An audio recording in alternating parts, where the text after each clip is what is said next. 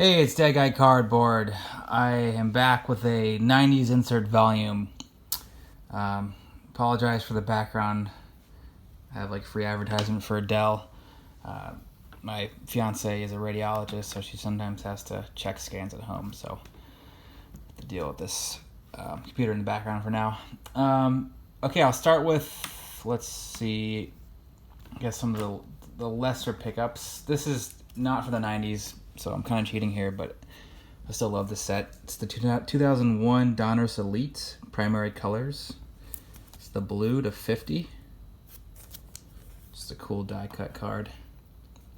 And then I picked up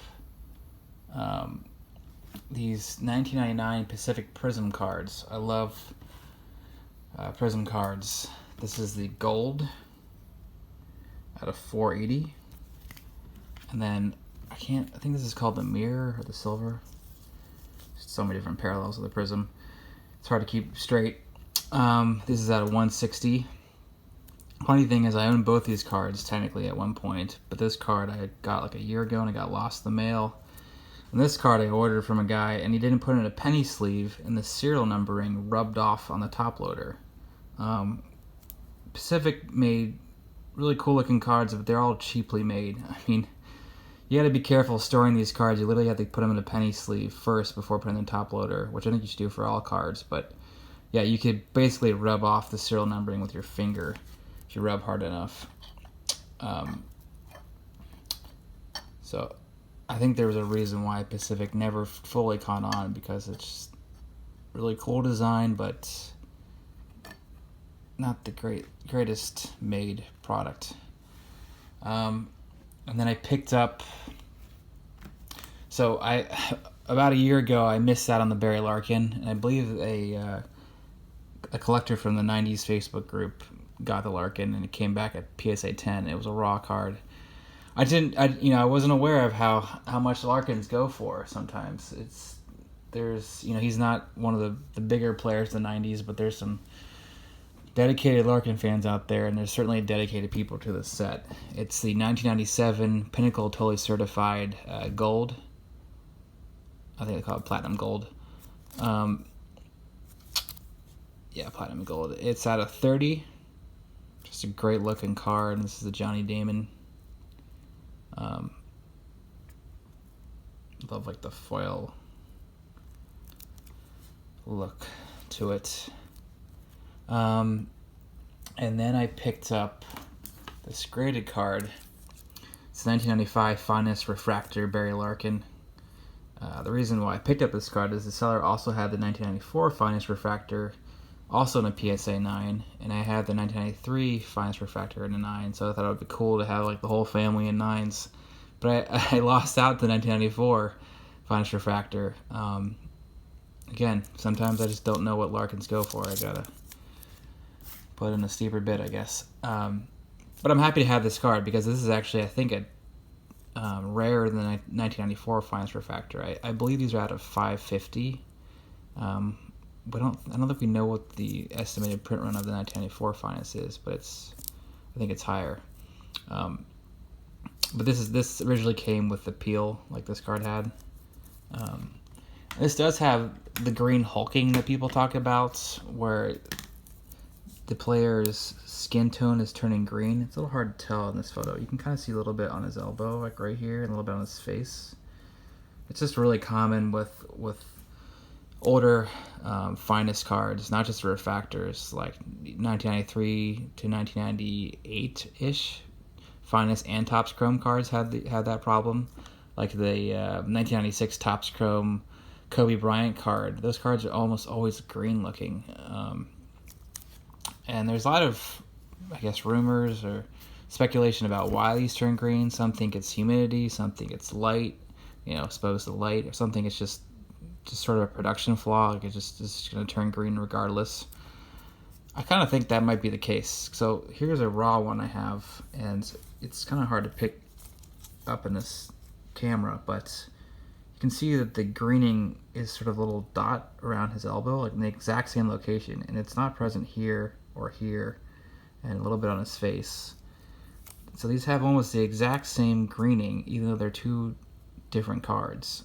I mean, this one has a refractor line here. This one doesn't. So who knows? Still love this card. And then onto the bigger guys. So 1997 was Barry Larkin's first year of a pack pulled auto, and that was true for a lot of players because this is a kind of a groundbreaking set. The 1997 Donruss signatures. So I've shown these before, but I'll just kind of go through. This is a Millennium Marks. These are 1,000. And then he signed in a blue ink with the Millennium Marks the last 100 or so cards. This wasn't supposed to be a short printed card, but like you see here, this is out of 724, and then this is out of 998 out of 1,000. I think what happened was the black ink ran out, and so they had to switch to a blue pen. So it's just sort of an extra fun short print to chase after. It's tough to find the blue ink. And then this is a base version of the set, but for certain players, the base card was very tough. This one, Barry Larkin only signed 150 of them. It even says so on the Beckett slab, 150. Whereas a lot of the base cards were much higher than 1,000 were signed, but in Barry Larkin's case, it was just 150. And then the real tough guy, the one that I've been searching for forever, is the Century Marks. These are out of just 100. Has a sort of a gold foil finish to it in the back, and a little bit on the front too. And yeah, just happy to have it. These aren't cheap for any player. There's a fair amount of people after the set, the Century Marks set. And then pick up some other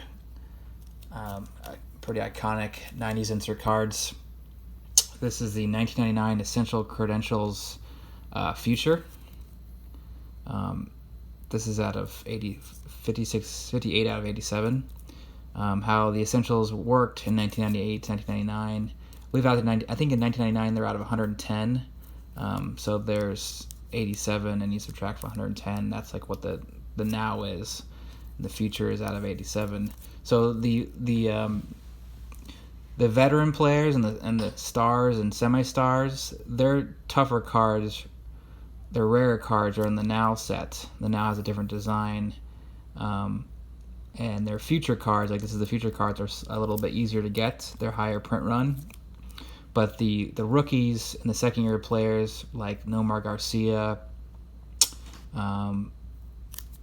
players like that, maybe even Alex Rodriguez, I think, their toughest card to get is actually the future and not the now.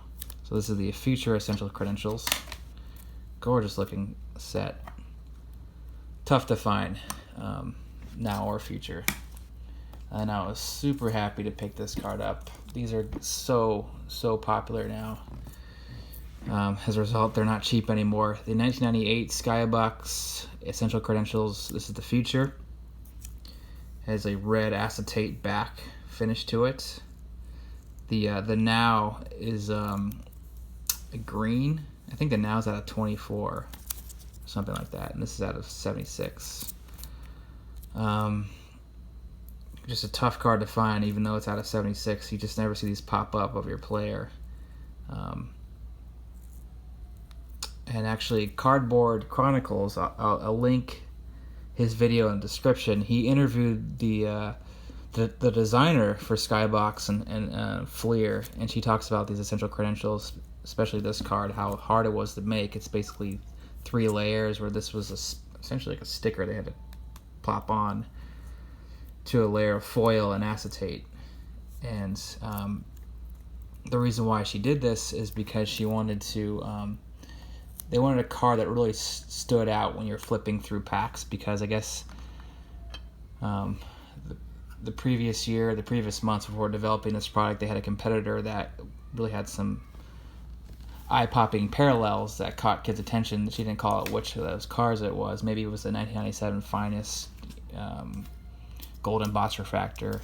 But this is the 1 year prior, the 1997 Essential Credentials, and if you have the base card, it looks very similar to this card, other than the fact of this kind of starry border. So this is like a huge transition that she wanted to really catch people's eye and let them know that this is a special card, and these things really do pop. It's got an 8 because there's a little bit of like a raised surface here. I know that when I was trying to put this in a top loader, I almost raised up a part of the third piece on the card. So I think that happens. You got to be careful putting these things in top loaders and penny sleeves, and that might have happened on this card. But I don't really care what the grade is. I'm just so happy to have it. It's becoming a pretty iconic set. Of course, the basketball cards are bananas. But that's it. Stay tuned. I will eventually, hopefully soon, come out with my top 25 greatest 90s inserts. I'm trying to pick up all the cards. I don't want to Photoshop any of them in. I may have to on a few of them, but I really want to capture the cards for what they are, and you can't really get that in a photo.